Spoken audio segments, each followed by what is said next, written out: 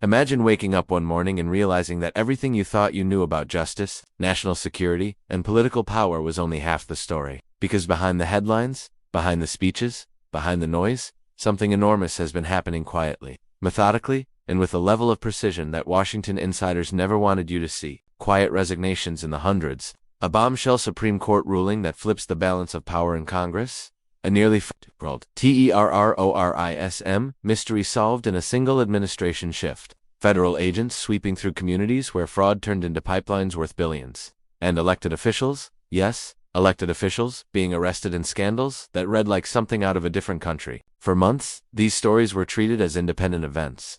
But when you put them together, a startling pattern begins to emerge, one that answers a question millions of Americans have been whispering. What exactly is being exposed, and why now?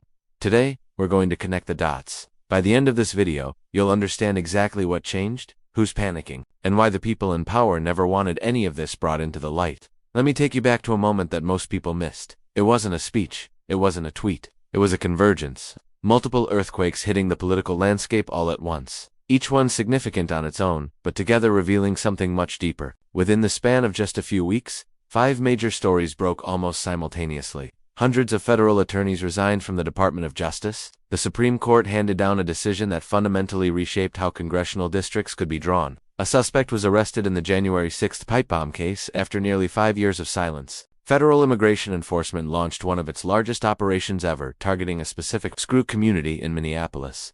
And a Somali elected official in Maine was arrested on felony charges tied to gun theft and a condemned property linked to a massive drug raid. Now, if you heard about any one of these stories in isolation, you might have thought interesting, troubling maybe, but not But here's what makes this different. These weren't isolated incidents. They were all part of a much larger shift, one that signaled structural changes inside government institutions that many never saw coming. So, where do we begin? Let's start with the moment Washington first felt the ground shift beneath its feet. Picture the Supreme Court, that marble monument to stability and precedent. For years, redistricting battles have been fought in the shadows, with lower courts stepping in to block or approve new maps based on claims of racial or partisan gerrymandering. But then, in a decision that sent shockwaves through the political establishment, the court sided with Texas in a case that allowed the state to use newly drawn congressional maps expected to flip as many as 5 Democratic-held seats to Republicans. Now, the legal argument here is important. The court didn't just rubber stamp the maps, it made a clear statement. The decision to redraw districts was based on politics, not race. In other words, the Texas legislature decided these new districts based on partisan goals, and the court said that's within their rights. A lower court had blocked the maps, arguing that racial considerations were at play, but the Supreme Court disagreed, saying the lower court had no jurisdiction to interfere with a state's decision to redraw legislative maps for partisan reasons. Think about what that means. States across the country now have a green light, a clear signal that they can reshape their political landscapes, even mid-decade, as long as they're doing it for partisan advantage and not racial discrimination, and Texas took full advantage. Their new maps added dozens of new districts with expectations that around 30 would lean Republican and fewer than 10 would favor Democrats. The implications are enormous, heading into the midterms and beyond. But here's where it gets even more interesting. This decision didn't just affect Texas, it set a precedent. California, for example, is facing its own redistricting lawsuit from the Trump Justice Department. If the Supreme Court's logic is applied consistently, California might have the same freedom to redraw its maps. And if that happens, we're looking at a nationwide reshuffling of political power. Critics, of course, were quick to cry foul. They argued that this was an assault on civil rights, that it would disenfranchise minority voters, that it was a step backward for democracy. But if you actually read the dissent from Justice Elena Kagan, even she acknowledged that the plaintiffs challenging the map didn't do a good enough job proving that race was the motivating factor. Now, while the courts were shifting power on paper, something equally dramatic was happening inside the Department of Justice itself. Enter Harriet Dillon, the newly appointed Assistant Attorney General for Civil Rights. Now, you might not have heard of her before, but Washington insiders certainly have, and they're not happy. Because in literally her second week on the job, Dillon issued a memo, simple, direct, and absolutely explosive. The memo stated that from now on, the Civil Rights Division would protect the rights of all Americans, not just some. It emphasized dismantling all diversity, equity, and inclusion programs nationwide, burying prior transgender policies, and targeting anti-Christian bias. Almost immediately after that memo, over 100 civil rights attorneys resigned on the spot. A third of her staff walked out because they were told to treat everyone equally, and Dillon, she welcomed the resignations, saying the administrative state was taking itself out. Weeks later, upwards of 70%, over 200 attorneys resigned. Then came another shock. After nearly 5 years with no suspects, the January 6 pipe bomb case suddenly broke open. The FBI arrested Brian Cole, a 30-year-old man from Woodbridge, Virginia, charging him with transporting explosive devices and attempted malicious destruction. Officials admitted something remarkable. There was no new evidence. A witness came forward. What changed was the investigation itself. A new team of investigators and experts was brought in. They re-examined every piece of evidence, sifting through over 3 million lines of information, something the prior administration, according to officials, refused or failed to do. Let me repeat that. The evidence was sitting there the whole time. What was missing wasn't information. It was will, focus, and leadership that prioritized solving the case over other agendas. One official put it bluntly: "This is what it's like when you work for a president who tells you to go get the bad guys and stop focusing on extraneous things not related to law enforcement. This is what happens." Of course, questions remain. What was the motive? Was this politically motivated? Was there a larger network involved? Those details haven't been fully revealed yet because the investigation is ongoing. But the fact that an arrest was made after years of nothing speaks volumes about what changes when priorities shift at the top. While investigators were cracking old cases, another crisis erupted in Minneapolis involving fraud on a nearly unbelievable scale. Federal prosecutors uncovered what they now call one of the largest welfare fraud schemes in American history. A network of individuals allegedly stole billions of dollars from programs designed to help children, families, and vulnerable populations, child nutrition programs, housing assistance, autism services, and more.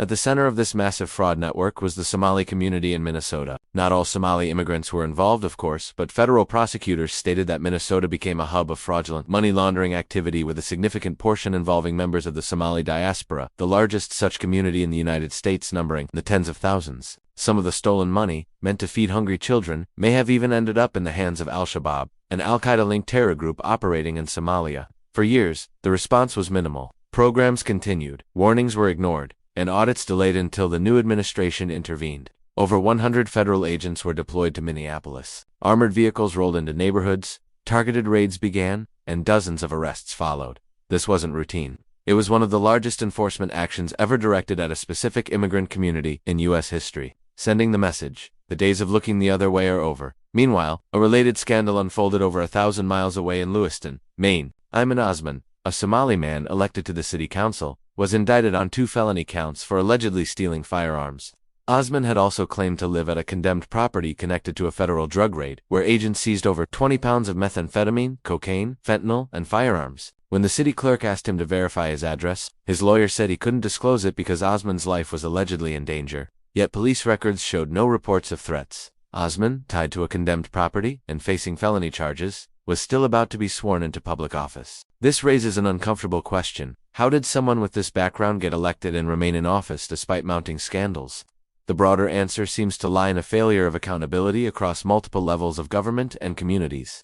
This failure was visible in the response of Somali-American Congresswoman Ilhan Omar. When pressed on CNN about the massive fraud scandal in Minnesota, Omar blamed program design. She claimed new programs were reliant on third parties and lacked proper guardrails. Nearly 60 people have been convicted in schemes, stealing over $1 billion meant for children. Federal prosecutors documented patterns of fraud, which even a Somali-American professor at Macalester College acknowledged were rooted in cultural patterns from Somalia, where stealing from a corrupt government was widespread. Omar's focus on program design rather than the perpetrators exemplifies deflection common in modern identity politics, as acknowledging the problem would mean confronting uncomfortable truths about integration, cultural differences, and civic responsibility. This issue isn't unique to the U.S. Norway, with its significant Somali population, documented similar welfare fraud patterns. By early 2017, Norwegian authorities had hundreds of fraud cases under investigation, disproportionately involving Somali immigrants. In Somalia itself, welfare and international aid theft is a daily reality, with local officials, aid workers, and camp owners profiting from cultural patterns around trust in institutions and civic responsibility don't disappear when someone crosses a border. When they collide with generous welfare systems and inadequate oversight, the results can be catastrophic. While these events unfolded in Minneapolis and Maine, political accountability also faced scrutiny elsewhere. New York Attorney General Letitia James, known for pursuing Donald Trump's businesses, recently faced a legal challenge herself. The Trump Justice Department attempted to bring mortgage fraud charges against her, which had previously been dismissed. But when prosecutors returned to a grand jury for a new indictment, the grand jury declined to indict. For context, Grand juries usually follow prosecutors' recommendations. The bar for indictment is low. You only need probable cause that a crime may have occurred. For a grand jury to decline indicates the evidence was weak or jurors had doubts. Commentators across the political spectrum agreed. Stop announcing charges before your case is solid. Stop using the justice system as a political weapon, and ensure evidence is in order before moving forward. Finally, lawmakers faced another reckoning regarding narco-terror networks along the southern border. For decades, the standard approach was interdiction: intercept drug shipments, seize cargo, arrest crews, and prosecute. The theory was that by cutting off supply routes and following the money, the cartels could eventually be dismantled. The problem is, it didn't work, not even close.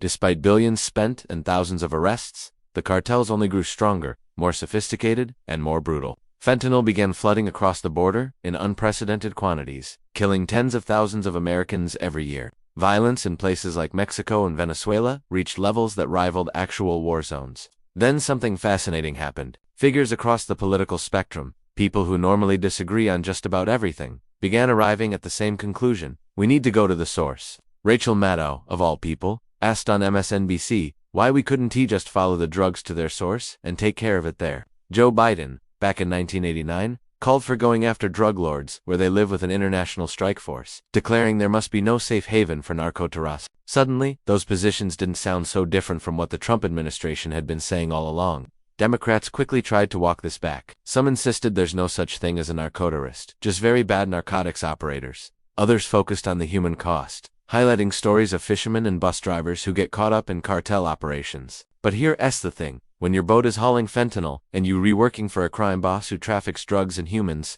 you're not an innocent bystander, you're part of the infrastructure. It's like saying, yeah, he drove the getaway car, but he's a really nice bus driver during the week. Congratulations. You're still part of the crime. When the U.S. military struck a boat carrying narcotics off the coast of Venezuela, killing several operatives, the media initially portrayed it as an atrocity. But according to sources familiar with the incident, 2 survivors climbed back onto the boat after the initial strike. They were believed to be in communication with others and salvaging drugs. Legal advisors determined they were still valid targets, so a second strike was authorized. The Washington Post lied, and the defense secretary was telling the truth. What's truly significant is that this represents a fundamental shift in how both the public and policymakers think about security threats.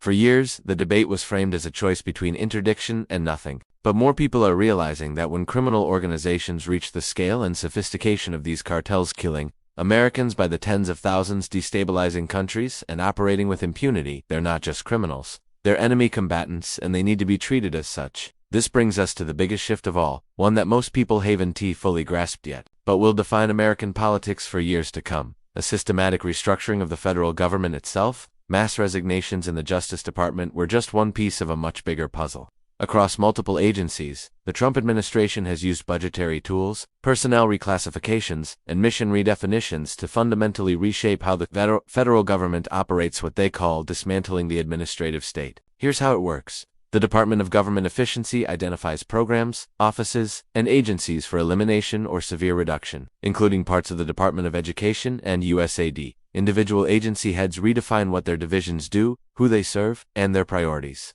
Ideologically entrenched bureaucrats often resign themselves. Then there's Schedule F, reinstated on day 1, which reclassifies tens of thousands of civil service roles as policy-making positions, stripping protections and allowing mass political terminations. Budgetary impoundment, where the president withholds or delays spending funds Congress appropriated, further consolidates control. This silent impoundment makes it harder to legally challenge agency spending. Put it all together, and you have a coordinated approach: structure and budget from above, personnel and mission from below.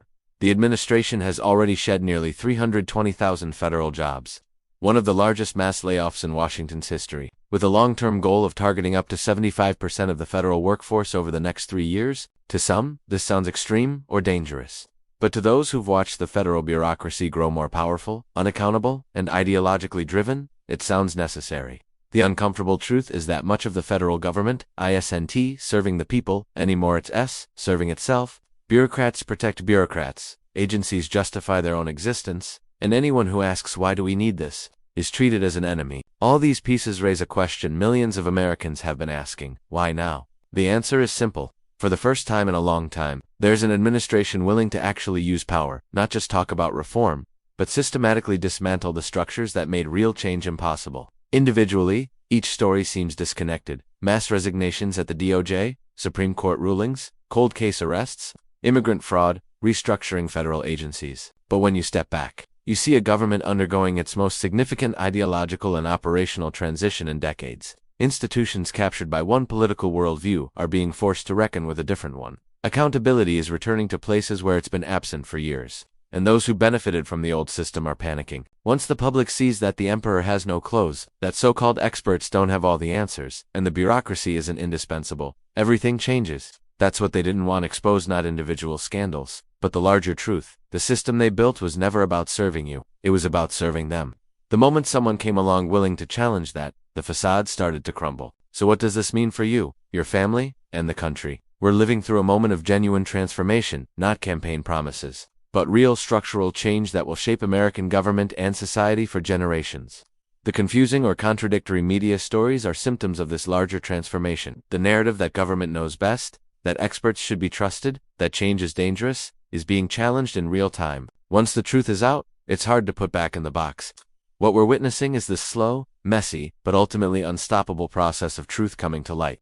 Stay informed, ask questions, think critically, and don't let anyone tell you that what you re-seeing isn't real or important. You are part of a generation living through some of the most significant changes in American history. This isn't the end, it's just the beginning. The next chapters will be written by the choices we make now about accountability, justice, and the kind of country we want to leave to our children and grandchildren.